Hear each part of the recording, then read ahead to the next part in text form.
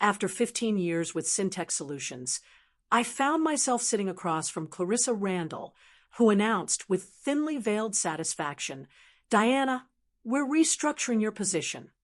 Welcome to the Soulful Stories channel. Subscribe today and stay updated. Never miss a single story." Beside her, Erin from HR sat stiffly, her expression a caricature of corporate regret. She slid a manila folder across the table, severance details inside, of course, accompanied by a standard script about valuable contributions. My contributions weren't valuable enough to keep my job, apparently. I took the folder without glancing at it. I'd been expecting this moment ever since I stumbled upon that misdirected email thread weeks ago. The email had painted the picture plainly.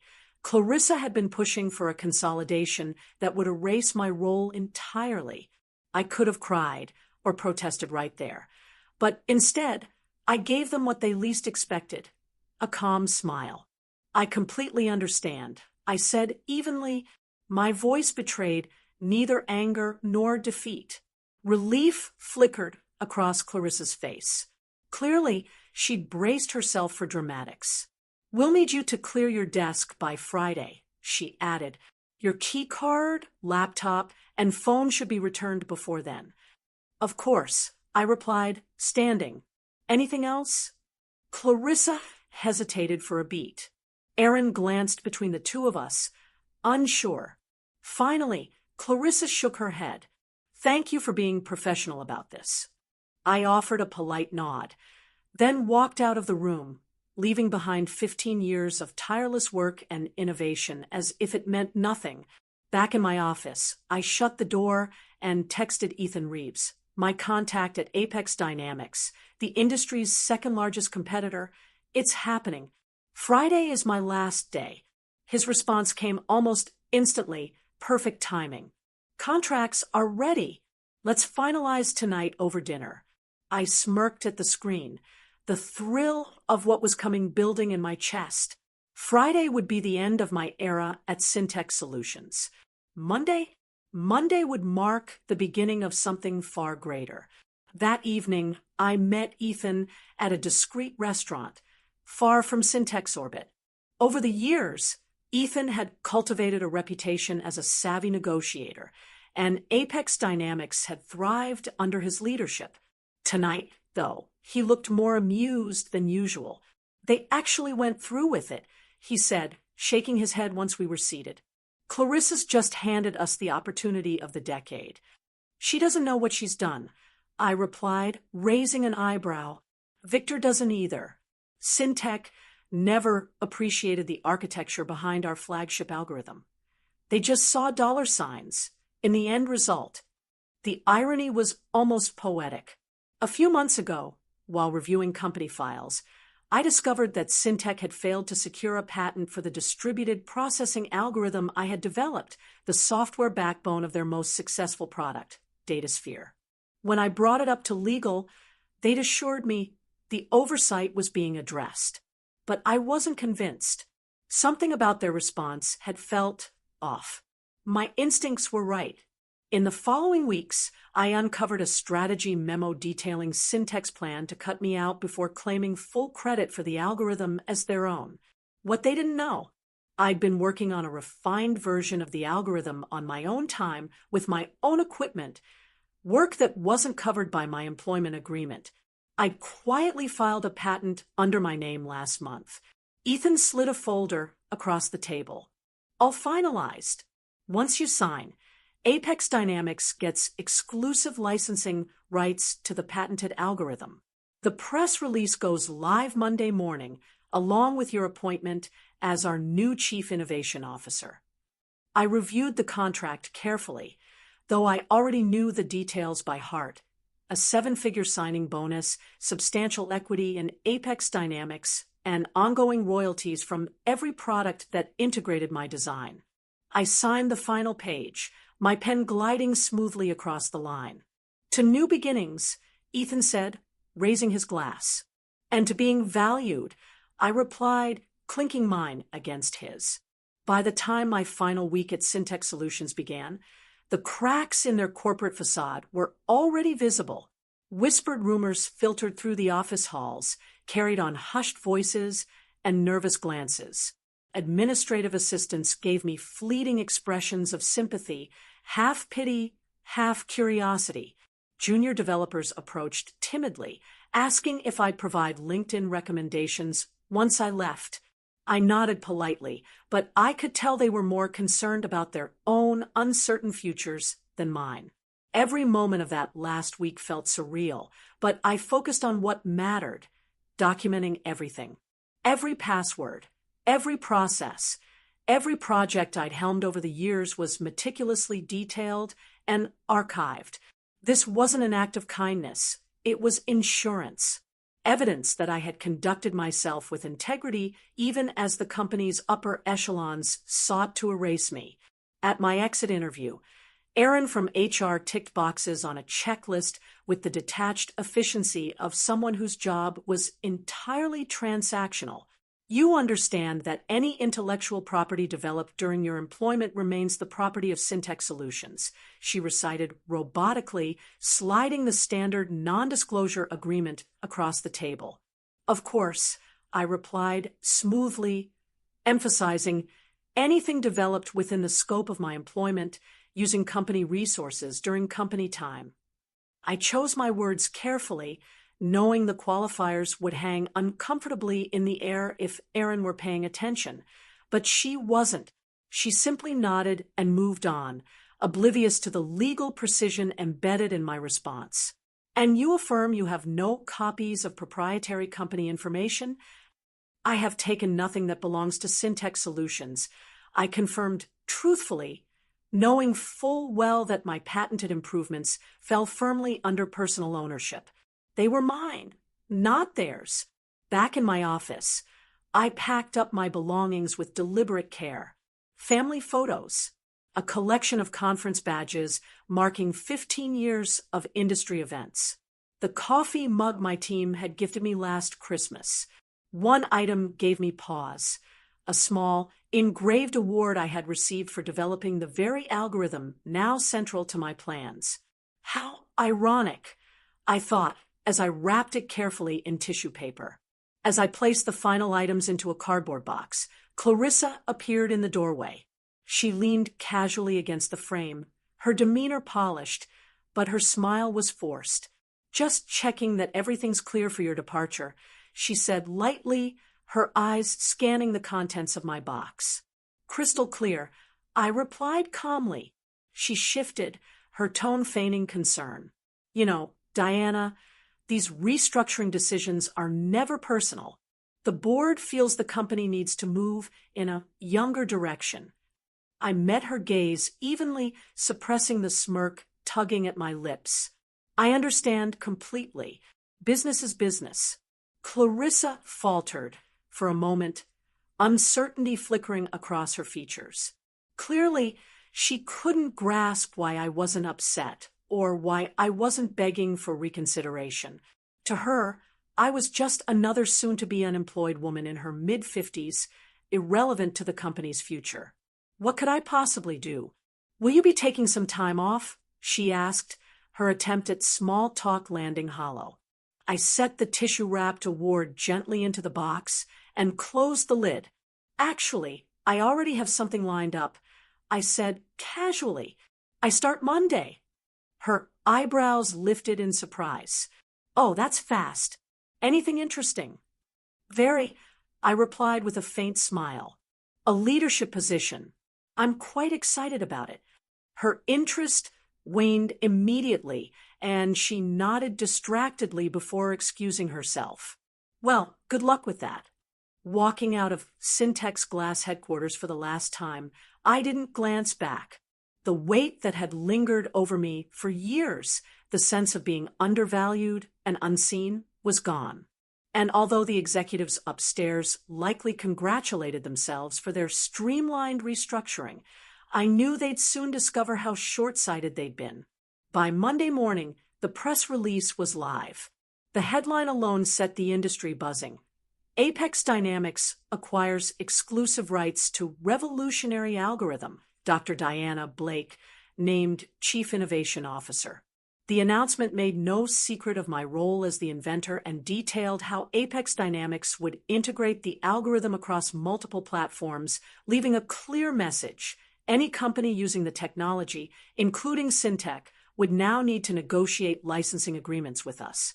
By 9:15 a.m., my phone buzzed with a text from Eli, my former lead developer at Syntech. Complete chaos here. What did you do? I smirked, typing back, check your personal email. All 6 of you have offers waiting. Meanwhile, Syntech's Monday morning meeting had devolved into a panic-driven crisis session. Their flagship product, DataSphere, depended entirely on my algorithm to process massive data sets. Without a licensing agreement in place, they faced 2 terrible choices: negotiate with Apex Dynamics at our terms or rebuild their entire core technology from scratch. By midweek, industry analysts had dubbed it the algorithm crisis. Syntech stock plummeted while Apex Dynamics surged. By Friday, the fallout was undeniable. Clarissa was out, along with most of Syntech's leadership team. That evening, I received an email from Richard Shaw, Syntech's interim CEO. His tone was markedly different from Victor's desperate pleas. Dr. Blake, congratulations on your new position. I've been brought on to stabilize Syntech Solutions. I'd like to discuss licensing terms for your patented technology. We're also prepared to acknowledge your role in its creation publicly. Please let me know your availability to meet. I forwarded Richard Shaw's email to Ethan with the subject line, Phase 1 complete. My message was simple, 2 words encapsulating months of effort. Phase 1. His reply arrived within minutes. Brilliantly done. The board is celebrating your first major victory for Apex Dynamics. Syntech is finally learning an expensive lesson about valuing innovation and innovators. Those words lingered in my mind as I prepared for my next milestone. 3 months after leaving Syntech Solutions, I stood on the stage of the National Technology Innovation Conference. Rows of attendees filled the auditorium. Industry giants, rising developers, and journalists hungry for the latest breakthroughs. Many of them already knew my name.